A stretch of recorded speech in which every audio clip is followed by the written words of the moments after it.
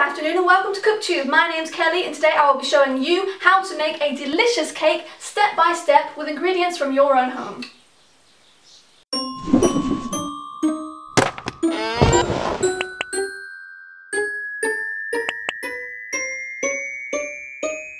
That's right everyone, today we are making a book cake. Everyone's ingredients are going to be different. I have my recipe written right here and I'm going to source my ingredients right now.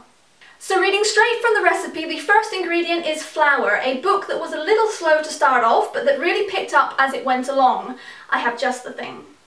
Philip Pullman's trilogy, his Dark Materials, was a little slow to start off with, but I couldn't believe where it took me by the end. I tried to ignore the biblical commentary throughout because this is just so good. I really recommend this one, and I will be using the first book, The Subtle Knife, for my cake. Ingredient number 2 is Margarine, a book that had a really rich and great plot. For my margarine, I've chosen Tales of the Otori by Lian and Hearn. This is one of the series that fed my Japanese obsession before I ever moved to Japan. It's set in a slightly fantastical, alternate Japan. It's historical, and it's so vivid, so richly told that I believed this. I was lost in this, and it has one of the most epic love stories ever. So I will be using this one here across the Nightingale floor for my margarine. Ingredient number 3, of course, we need eggs, a book that you thought was going to be bad but actually turned out quite enjoyable. For me, this was the most difficult ingredient to find because I don't really read books that I don't expect to enjoy. However, there was one book so far this year that I really struggled to start, and I don't know why now because it was very good. It is Cress by Marissa Meyer. Actually, I find myself a bit hesitant about each one in this series because they have a slightly science fiction twist to them, and I'm not into science fiction. I find it really cold and sterile. But I love this series. Cinder is still my favourite, but Cress was also very good and I did not need to worry so much.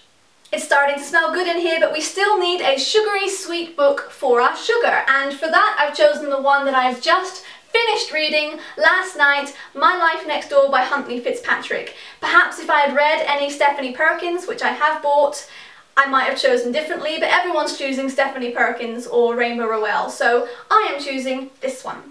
Getting hungry now, it's a good thing we're on ingredient number 5, which is Icing, a book that covered every single element that you enjoy about a book. Funny moments, sad moments, action moments, you get the picture.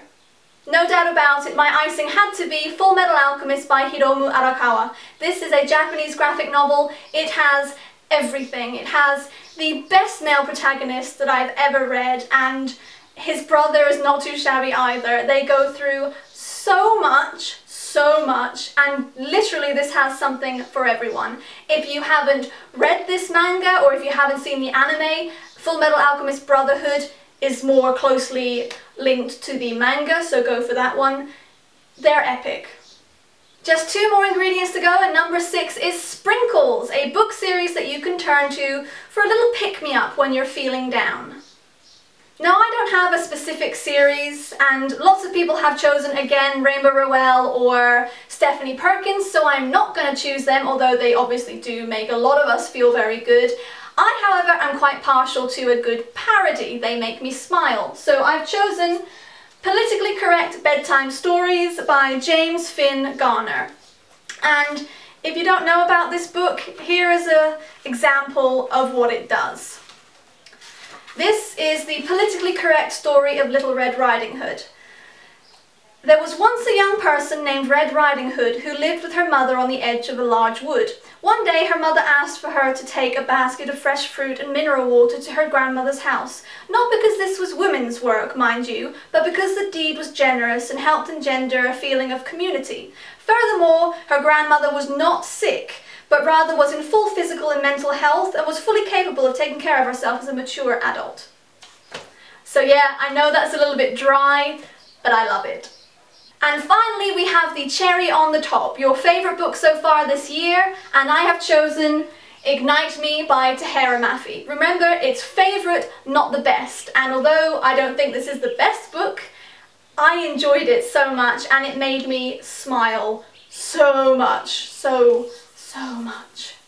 And that's it, all the ingredients for my delicious book cake. And here's one I made earlier. I hope this has inspired you to make your own book cake. I'll be linking the creators and recipe writers down below. And thank you to them because I had a lot of fun making this cake. Alright, I'm going to go off and eat this sucker now, guys. Thank you very much for watching and I hope to see you in the next video. Bye!